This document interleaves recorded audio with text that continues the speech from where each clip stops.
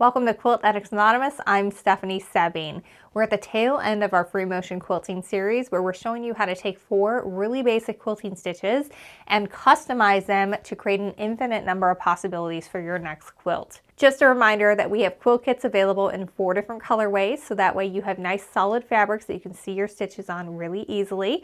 And also we have stencil packs, so that way you can easily transfer the original stitches to your fabric, so you've got a line to follow and you can develop that muscle memory, which is so key to being able to quilt your favorite designs. We also have patterns available which show you how to do this either for quilt as you go on your home sewing machine or to put the whole thing together and load it onto your long arm. Today's video is all about changing density. Density, as we've seen many times over this series, can really change the look of a quilting stitch and make it either look really pop and like this big dramatic thing, or really dampen it down to make that background kind of fade into the background like we want it to. And the same is true for wavy lines. So like always, let's get started with our whiteboard or pen and paper and get started sketching this out. If you didn't know, I'm a big fan of equilateral triangles. We've got a lot of quilt designs that use them. So that's why I like doing this, because it looks kind of fun in the quilt, but it also is a really easy way to segment our piece into different sections and have it look cool. All right, so what we're going to do, we've been doing the big design in the big triangle here. Now, we're not necessarily going to be able to change the size of a line because it's the size of your stitch width, but what we can do is change the density in which we quilt something. So what we're going to do, we're going to start off at the bottom and we're just going to work our way up, and then we're going to go from the side and from the side here. And that's pretty good. That's gonna give us enough to be able to cover our square and keep our batting in place for most batting, so make sure you are paying attention to the requirements for your batting. But what we're gonna do for the background is we're gonna make it more intense. So we already have our center, that's the block edge. So we're gonna start off from the top and get our quarters. And we can do that there. Then we're gonna bisect that even more. And because we really want to tamp this down, we're going to bisect that even further. So in the last cross hatching video, I mentioned that you can get as dense as you want. And that's certainly the case here. Now you want to make sure you're using a thread that is not going to have a lot of buildup on it, because when we're talking about getting down to these little bits, it's going to be a lot. It's going to be a lot of thread. When I'm working on my long arm, I like to use Glide 40 weight because I can do that with that. When I'm working on my domestic, I use Aurifil 50 weight every single time. If you really like dense quilting, you might want to check out their finer weights of threads as well to get even finer results there. All right, so let's actually do this on the quilt. Just like in the others, I've already drawn out and then stitched my lines with thread here, so that way you can easily see where I'm working. Just like before, we're gonna start out, we're gonna bisect that and do our quarters. And then we're gonna do the same thing over here, but get it super, super dense. All right, let's get sewing. All right, so I'm gonna start right at the point of the big triangle, get my rhythm, and I'm just going to do a wavy line straight down to that bottom of the triangle, trying to stay as center as I can.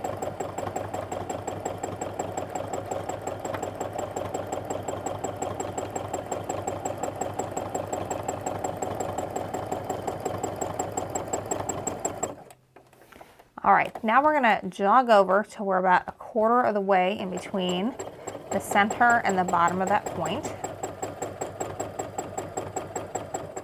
And now I'm going to go on a diagonal so that I'll eventually end up at that triangle point.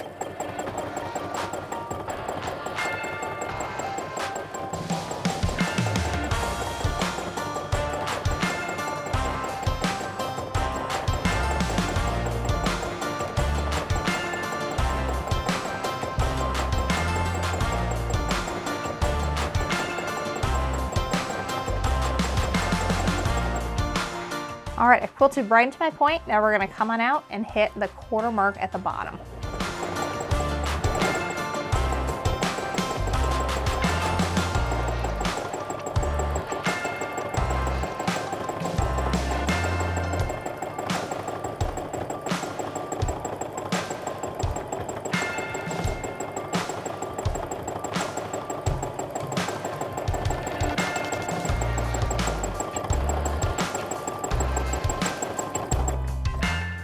right, so we've got our center all done.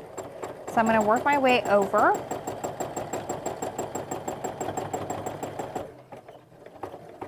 All right, so now we're going to head and we're going to aim for the center of the side.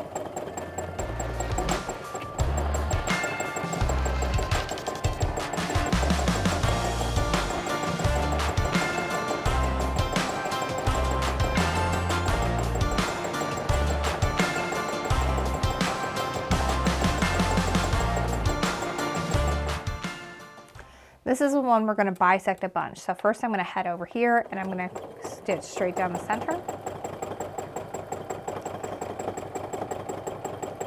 All right, we're just going to do a wavy line and we're aiming for that point.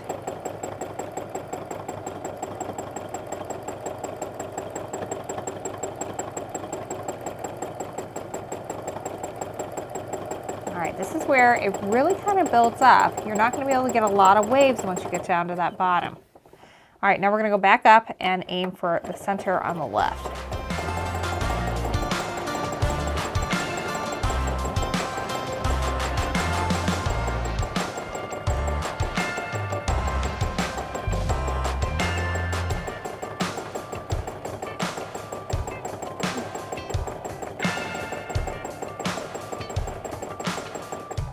All right, so now we have our center and then we have our 2/4 and then way over here is our point. So now we're going to start going in between all these lines to create our final density here. I'm just going to start over on the side here so I can work my way eventually to repeat this on the other half of the triangle. This is really going to help set apart this background by sort of, smushing it down a little bit. It is going to make that main triangle really pop because we've changed that density so much. All right, that's looking good. Now, at this point, I'm going to start backing it up. And at this point, you really can't tell, and it's not a big deal, but as I come out of this, I want to make sure I'm between the next 2 lines. So this is the line I just stitched. And then these are my 2 ones that were there previous. I want to be right in between these as I work my way out. That becomes a little easier to identify the more you do this.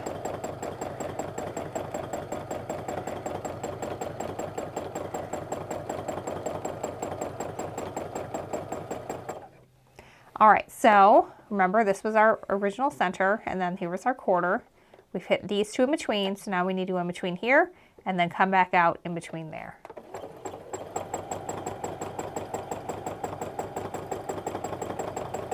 Alrighty. Just bounce back and forth in between until you hit that point.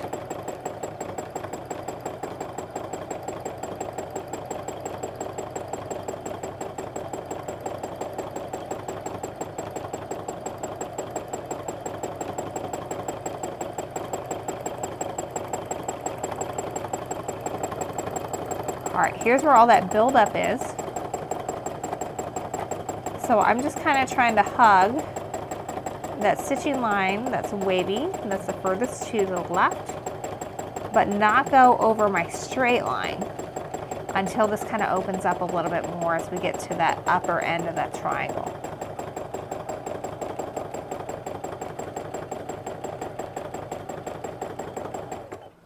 All right, now you can kind of see how it's really out there, but if we look a little closer, obviously it's very tight at the bottom.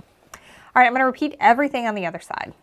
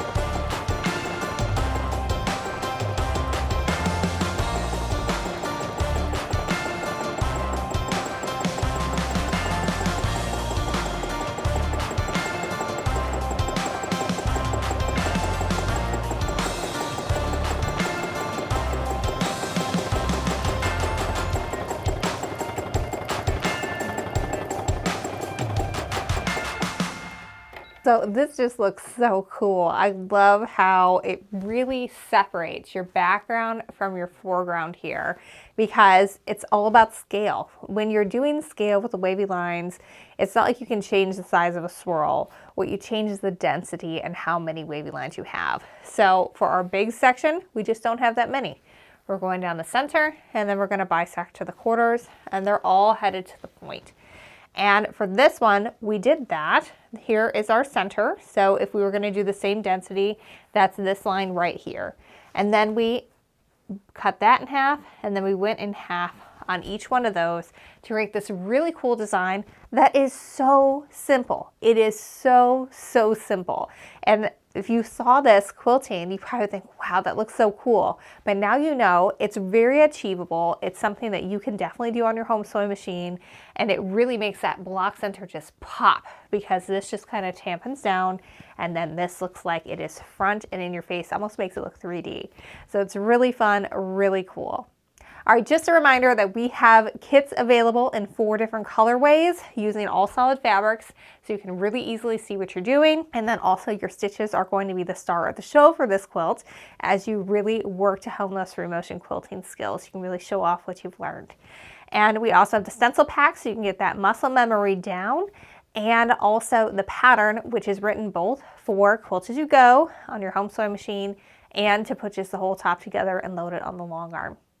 All right, next up, we're going to be showing you how to use this as a block filler. And let me tell you, that is going to be spectacular. And again, it's just this really simple, easy, wavy line.